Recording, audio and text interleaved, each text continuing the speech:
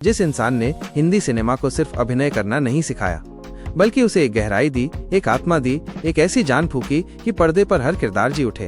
वो कोई आम कलाकार नहीं था, वो थे दिलीप कुमार। वो सिर्फ एक अभिनेता नहीं थे, वो संवेदनाओं के बादशाह थे। वो इंसान जो सिर्फ संवाद नहीं बोलते थे, बल्कि हर डायलॉग में अपनी रूह डाल देते थे। उनकी आंखों की एक झलक, उनकी खामोशी की एक चीख पर्दे पर जादू कर देती थी। दिलीप साहब की जिंदगी एक ऐसी किताब है जिसमें संघर्ष के पन्ने हैं, मोहब्बत की मिसालें हैं, दर्द की स्याही है और इंसानियत की महक है। इस कहानी में कोई काल्पनिक रंग नहीं है, ये एक सच्चे फनकार की सच्ची जिंदगी है। 11 दिसंबर 1922 पेशावर की गलियों में एक मासूम सा बच्चा जन्म लेता है। नाम रखा गया मोहम्मद यूसुफ खान। किसे पता था कि यही बच्चा आगे चलकर करोड़ों दिलों की धड़कन बनेगा और जिसे दुनिया दिलीप कुमार के नाम से जानेगी। उनका परिवार फलों का कारोबार करता था। घर में थे 12 भाई बहन और उस घर के मुखिया लाला गुलाम सरवर खान, एक सख्त लेकिन ईमानदार पिता। दिलीप साहब का बचपन आम बच्चों की तरह नहीं था। उन्होंने छोटी उम्र में ही वो तंगी, वो संघर्ष देख लिया जो शायद उम्र से पहले ही उन्हें बड़ा बना गया। 1930 के दशक में उनका परिवार बम्बई यानी आज के मुंबई आ गया और वहीं से शुरू हुई एक आम लड़के की कहानी जो आगे चलकर ट्रेजेडी किंग के नाम से इतिहास में दर्ज हो गई। सिनेमाई सफर की शुरुआत 1947, देश आजाद हुआ और उसी साल हिंदी सिनेमा को एक ऐसा सितारा मिला जिसकी रोशनी कभी फीकी नहीं पड़ी। फिल्म थी जुगनू और पहली बार दिलीप कुमार को दर्शकों ने बड़े पर्दे पर दिल से अपनाया। लेकिन असली धमाका हुआ 1949 में, जब अंदाज आई। राज कपूर और नरगिस जैसे दिग्गजों के बीच दिलीप साहब ने अपनी अदाकारी से खुद को एक नई ऊंचाई पर खड़ा कर दिया। इसके बाद जो सिलसिला शुरू हुआ वो सिर्फ फिल्मों का नहीं था, वो इतिहास का हिस्सा बन गया। 1955 में आया देवदास। शरद चंद्र की उस कालजयी कहानी में जब दिलीप साहब ने देवदास के दर्द को जिया तो ऐसा लगा जैसे दर्द ने खुद इंसान का रूप ले लिया हो। उनकी आंखों से बहता दर्द दर्शकों की आंखों में उतर आया। आज भी जब देवदास देखा जाता है तो दिल रो उठता है।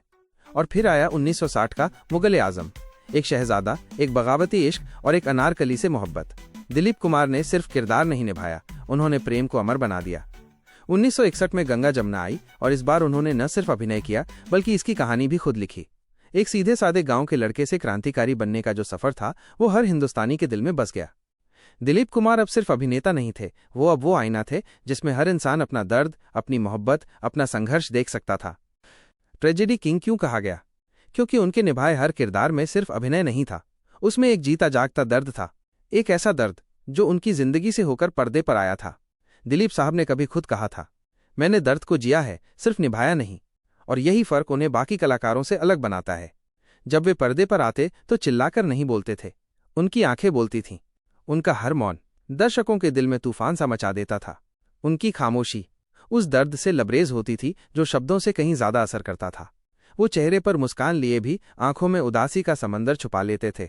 शायद इसलिए हम सबने उन्हें कभी एक अभिनेता नहीं बल्कि एक डैश की तरह महसूस किया। मोहब्बत और जिंदगी।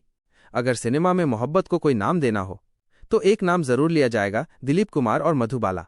ये रिश्ता सिर्फ पर्दे की चमक तक सीमित नहीं था, ये उस दौर की सबसे हसीन और सबसे अधूरी मोहब्बत थी। जब मुगल आजम में अनारकली और सलीम एक दूसरे को देख रहे होते थे तो पर्दे पर किरदार थे लेकिन दिल तो असल में धड़क रहे थे। उनकी जोड़ी रील में भी सुपरहिट थी और रियल में भी। लेकिन हर मोहब्बत को मुकम्मल मंजिल नहीं मिलती और ये कहानी भी वहीं जाकर थम गई जहां दर्द शुरू होता है। मधुबाला के पिता को ये रिश्ता मंजूर नहीं था। हालात ऐसे बने कि ये इश्क एक मुकदमे की अदालत में पहुंच गया। कोर्ट के उस कमरे में दोनों आमने सामने खड़े थे, नजरों में आंसू थे लेकिन जुबान पर खामोशी। दिलीप साहब का वो मौन और मधुबाला की भीगी पलकों ने पूरी दुनिया को बता दिया कि ये मोहब्बत हार तो गई पर कभी झूठी नहीं थी। सायरा बानो, एक मुकम्मल प्रेम कहानी। मधुबाला से मोहब्बत अधूरी रही लेकिन मुकम्मल प्यार मिला सायरा बानो के रूप में। 1976 में दिलीप कुमार ने सायरा बानो से शादी की जो उम्र में उनसे 22 साल छोटी थी लेकिन दिल से उतनी ही बड़ी। सायरा जी कोई आम पत्नी नहीं थी, वो दिलीप साहब की छाया बन गई। जब वो हंसते थे सायरा मुस्कुराती थीं और जब वो बीमार पड़े तो सायरा ने खुद को ही भूलकर उनका हर लम्हा संभाला। एक बार सायरा बानो ने कहा था, दिलीप साहब मेरा ईश्वर हैं और मैं उनकी पुजारन। इस एक वाक्य में मोहब्बत की वो गहराई छुपी है जो सिर्फ किस्सों में मिलती है। उनका रिश्ता सिर्फ पति पत्नी का नहीं था, वो एक आत्मिक बंधन था। नज़ाकत, मोहब्बत और सच्चाई से भरा ऐसा रिश्ता जो आज की दुनिया में बहुत कम देखने को मिलता है। सायरा बानो दिलीप साहब के जीवन की सबसे खूबसूरत कविता बन गई थी जो अंत तक सिर्फ उन्हें ही गाती रहीं। एक समाज सेवी और युग पुरुष, दिलीप कुमार सिर्फ पर्दे के हीरो नहीं थे, असल जिंदगी में भी वो एक सच्चे नायक थे। 1990 में जब उन्हें राज्यसभा सांसद बनाया गया तो उन्होंने उस पद का इस्तेमाल शोहरत के लिए नहीं, सेवा के लिए किया। जो भी वेतन उन्हें मिला उन्होंने खुद पर नहीं, देश के लिए खर्च किया, अस्पतालों के उपकरण खरीदे, जरूरतमंदों के लिए दवाइयां मंगवाईं। वो एक ऐसे कलाकार थे जिनके अंदर एक समाज सेवी भी सांस लेता था। उनकी इसी निस्वार्थ सेवा और कला के योगदान के लिए भारत सरकार ने उन्हें कई बड़े सम्मान दिए। 1991 पद्म भूषण, 1994 दादा साहेब फाल्के पुरस्कार और 2015 भारत का दूसरा सबसे बड़ा नागरिक सम्मान पद्म विभूषण। ये सम्मान सिर्फ एक अभिनेता को नहीं, एक युग पुरुष को दिए गए थे जिसने अपने जीवन को देश, समाज और इंसानियत के नाम किया। अंतिम यात्रा और विरासत। हर कहानी का एक अंत होता है और हर सितारे को एक दिन आसमान से विदा होना ही पड़ता है। दिलीप साहब की आखिरी फिल्म थी किला, 1998। इसके बाद वे पर्दे से धीरे धीरे दूर होते चले गए। लेकिन सिनेमा से दूरी का मतलब जिंदगी से दूरी नहीं थी। उनकी दुनिया अब बस एक ही इंसान में सिमट चुकी थी, सायरा बानो। बीमारी ने उन्हें सालों तक बिस्तर पर कैद रखा, लेकिन सायरा जी ने कभी उनका साथ नहीं छोड़ा। वो हर दिन, हर पल उनके पास रहीं, जैसे कोई व्रत निभा रही हो। और फिर आया वो दिन, 7 जुलाई 2021। सुबह के 7:30 पर मुंबई के हिंदुजा अस्पताल में भारतीय सिनेमा का सबसे चमकता सितारा हमेशा के लिए बुझ गया। उम्र थी 98 वर्ष, लेकिन दिलों में उनकी उम्र। कुछ लोग दुनिया में एक बार आते हैं और उनके जाने के बाद वो खालीपन कभी नहीं भरता। दिलीप कुमार भी ऐसे ही थे। उनके बाद कोई दिलीप कुमार नहीं आया। हाँ, उनके अभिनय की छाया जरूर बाकी रही, कभी अमिताभ बच्चन की गंभीरता में तो कभी शाहरुख खान की भावनाओं में। लेकिन दिलीप साहब जैसा जादू, वैसा असर, वैसी खामोशी में डूबी हुई ताकत दोबारा नहीं देखी गई। अमिताभ बच्चन ने एक बार कहा था, मैं जो कुछ भी हूं दिलीप साहब को देखकर सीखा है। ये बात सिर्फ एक अभिनेता नहीं कह रहा था, ये कह रहा था एक युग जो दिलीप कुमार को देखकर जन्मा था। वो कलाकारों के कलाकार थे, एक ऐसा स्कूल जहां से हर बड़ा अभिनेता होकर गुजरा।